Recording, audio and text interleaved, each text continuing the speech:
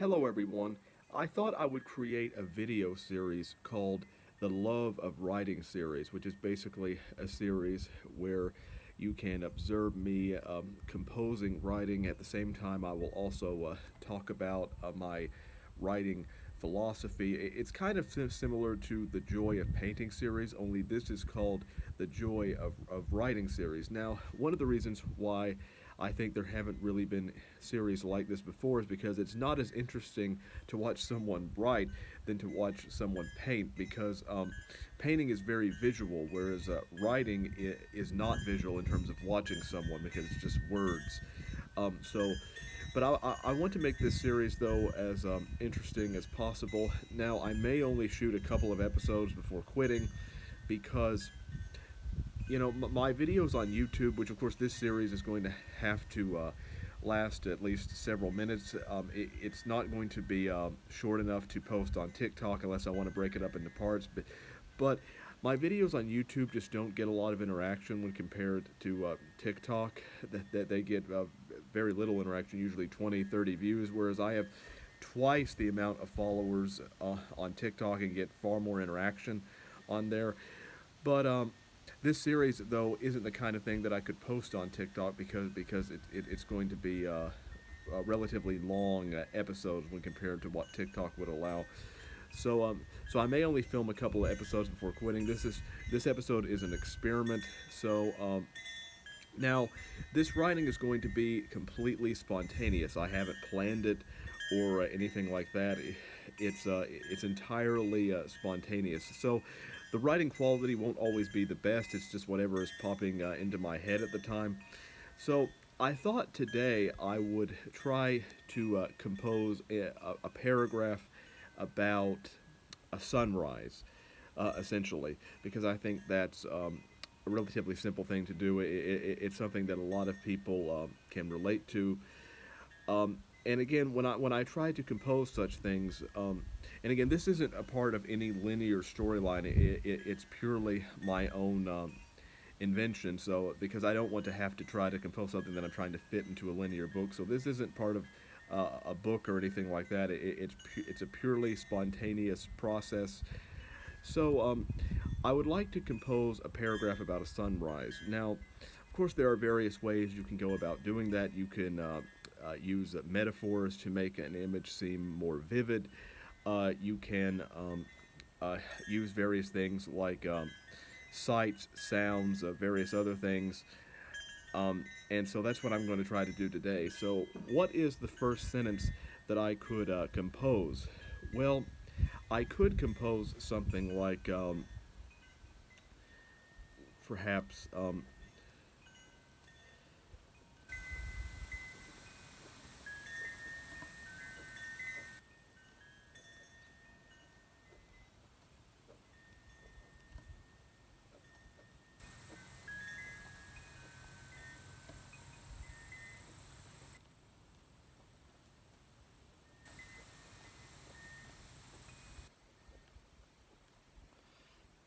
now it reads, "The birth of day is like a cool spring."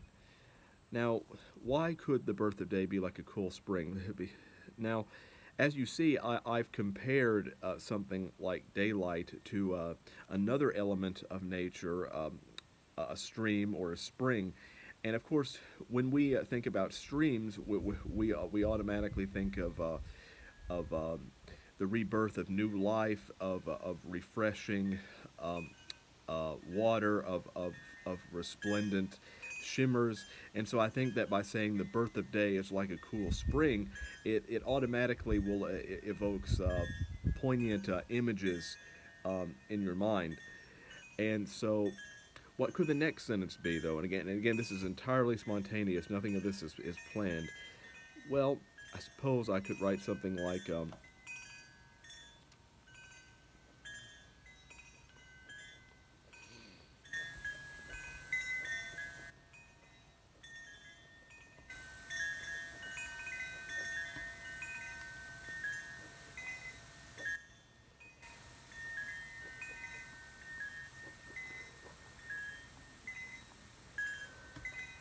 "It shimmers and trembles."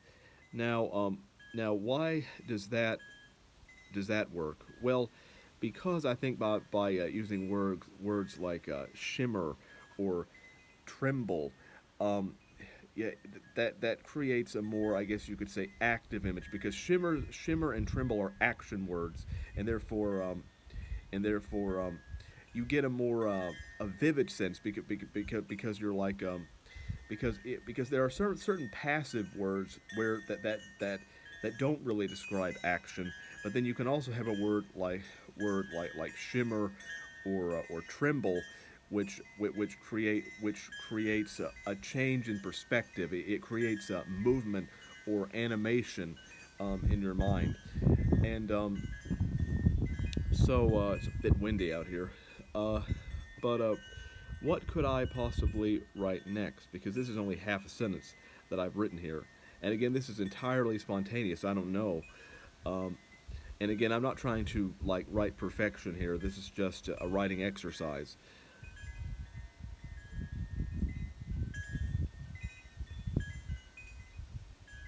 So I could write something like, it shimmers and trembles, but always,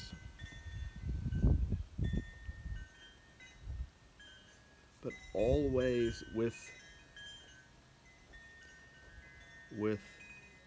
the hope, but always with the hope. Hmm, what could we possibly write after this? But always with the hope. But always with the hope. Okay, I got it. But always with the hope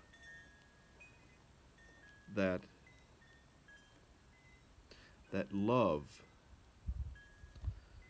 will be born anew. Now, we often associate love with positive feelings. So comparing daylight to love, I think is very appropriate. And also, you've noticed what I've done here is that I've evoked the technique of personification, the idea of giving uh, human-like characteristics to things that are not human. For example, the idea of hoping. Well, of course, only humans can hope. In the literal sense, the sun can't hope, but by adding a human-like characteristic, then I've automatically given you a way that you can empathize in some way with the object in question. So, what could we write after this? Well, but always with the hope that love will be born anew. There's a lot of bees out here that keep attacking me. September, especially, because bees in September tend to be more active and aggressive. Um, so, what could we write next? Well, I know. The world itself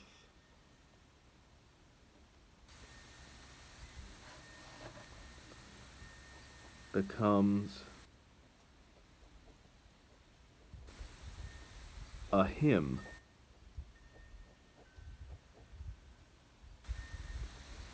Now, what I've done once again is that by saying that the world itself becomes a hymn, is that what do we associate with hymns? Well, we associate positive things with hymns. Hymns in a church, hymns in a cathedral or whatever. Is that we associate positive images with the word hymn, and and therefore that will also create a more vivid image, especially in terms of sound.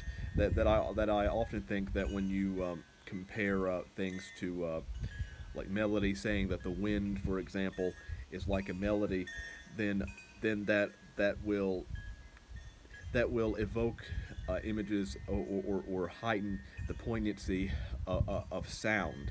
And so I think that that's what this accomplished here. So the world itself becomes a hymn. Now, where could we go from there? Well, and again, this is all spontaneous, so I'm having to come up with this on the spot. The world itself becomes a hymn.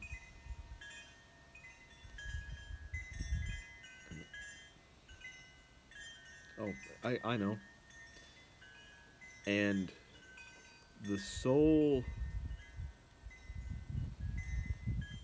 and the soul of midnight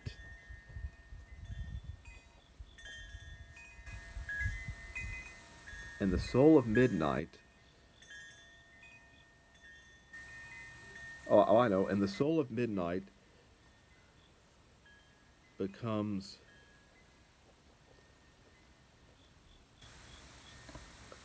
a ghost.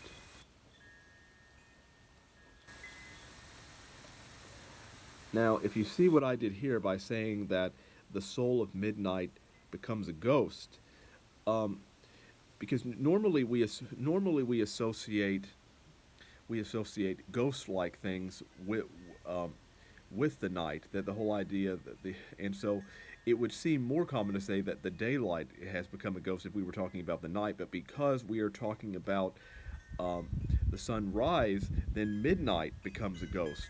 Uh, and so that will evoke images of a night that is no longer present. That is something in the past. That is no longer in the current moment, so to speak. And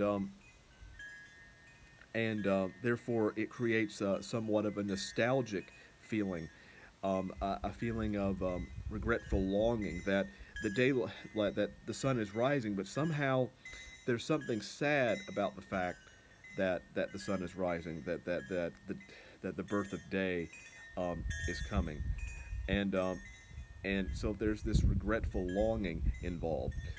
So so where could we take it from here? Hmm.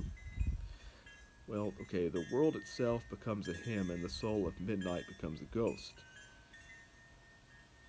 And okay,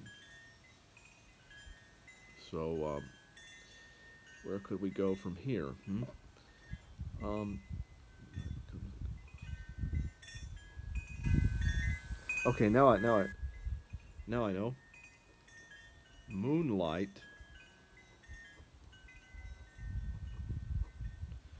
moonlight is only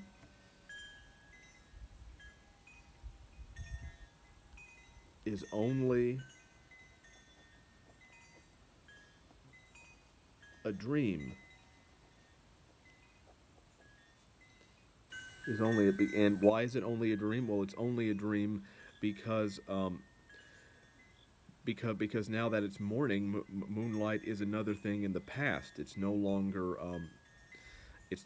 relevant within the world, and therefore the narrator here, whoever this narrator is obviously demonstrating regretful longing for times gone by. They are pining, I guess you could say, for a time that is no longer existent. So it kind of gives you a sense of optimism, but also of melancholy at the same time.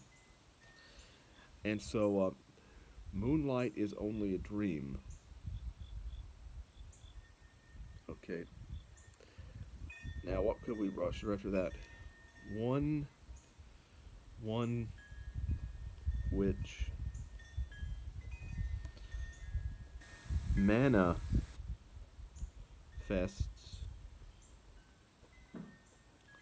one which manifests only in regretful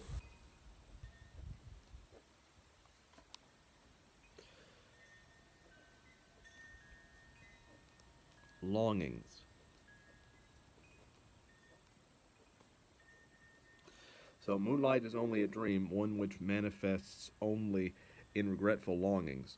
Which again, that goes into the idea that that this person is longing or pining for something that no longer exists, something that can never be, so to speak. That it's something that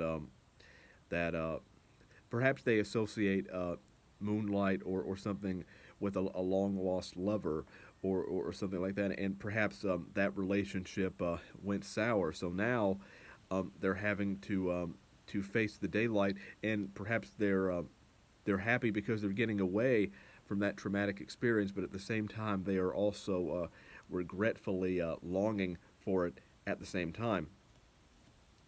So, okay, moonlight is only a dream, one which manifests only in regretful longings.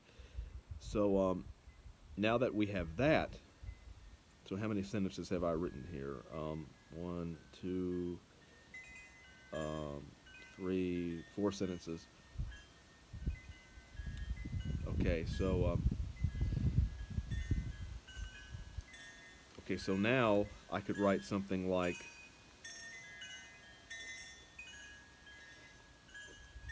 all dreams must end. All, and now I could say something like perhaps all dreams must end. Their their beauteous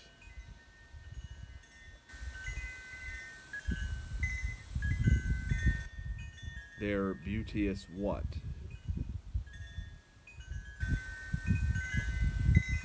Their beauteous okay, now I get their beauteous resplendencies. Yes, their beauteous resplendent respl- yeah, resplendencies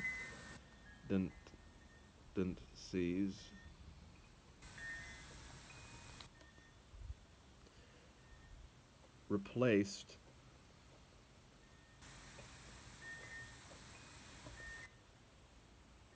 by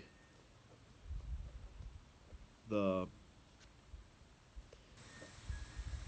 fevers of precocious stardusts.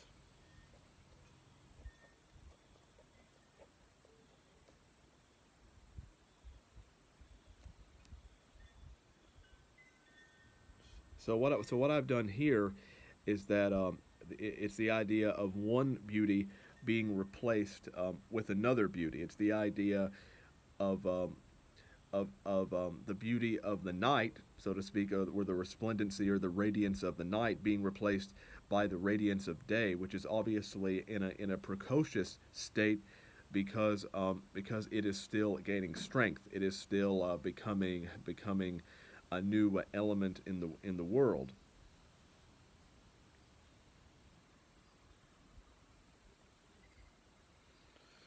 And we're getting towards the end of I think this paragraph, but it's not quite done yet. There's still perhaps a bit more that I would like to add to it. So so what could we write next?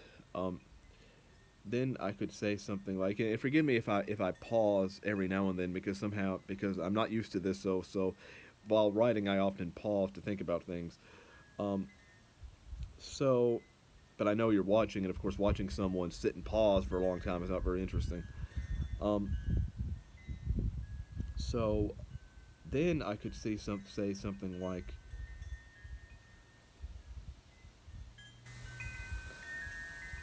I could say something like,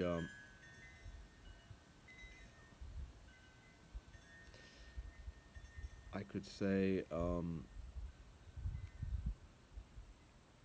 pardon me, I'm just thinking. All dreams must end, their beauteous resplendencies replaced by the fevers of precocious stardusts. The pence, yes, the azurous, the azurous, the azurous pencils of the night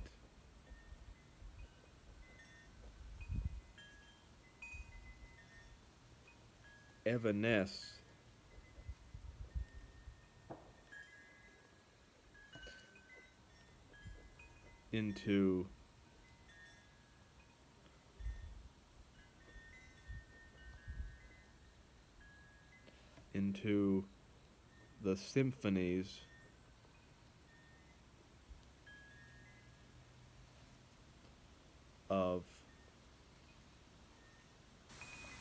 into the symphonies of the azurous pencils of the night evanesce into the symphonies of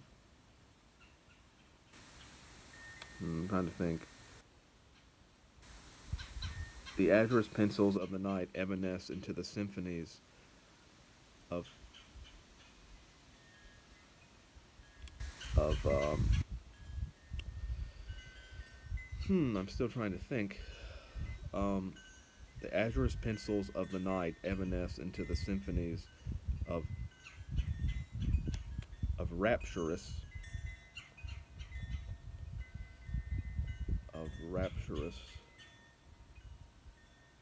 tangerines.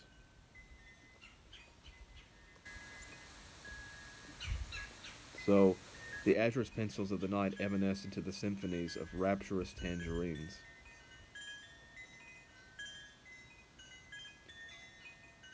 And in that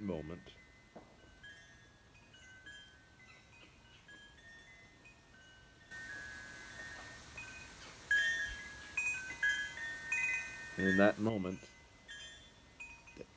daylight itself, pardon the wind there, um, and in that moment, daylight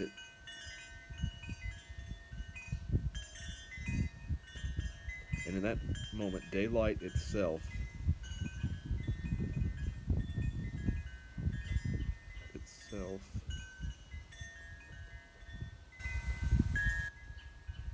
becomes sentient.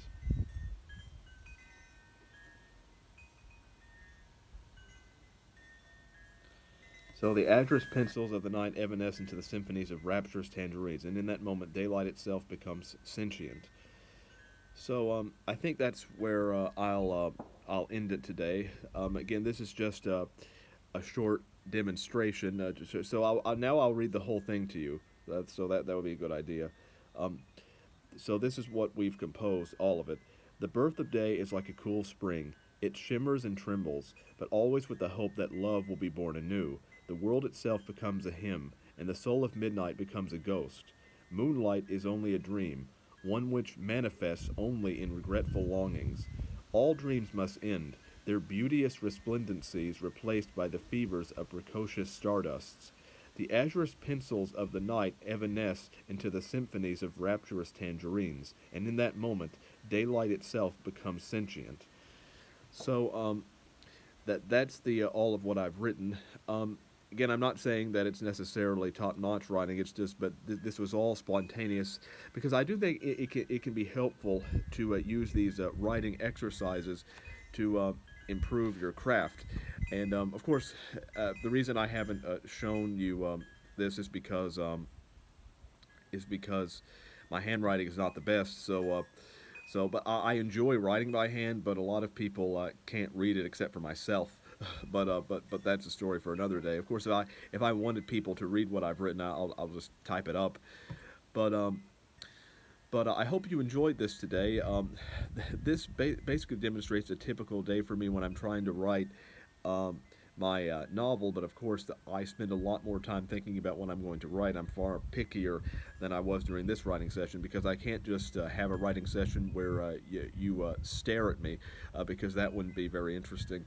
And but I do think this has shown you that you can use literary techniques like personification and other kinds of things in order to make your writing more detailed, more vibrant, more beautiful, so to speak. I hope you've learned things about metaphor and other kinds of things, and I hope to do more videos like this. I'm not sure. It depends on how people respond to this video. And as always, if you would like to support this channel or support me and my work, make sure to check out my books in the links below, because my main motivation for doing these things is to promote my work and to make a living as an author. That's something that's very important to me. So until next time, goodbye.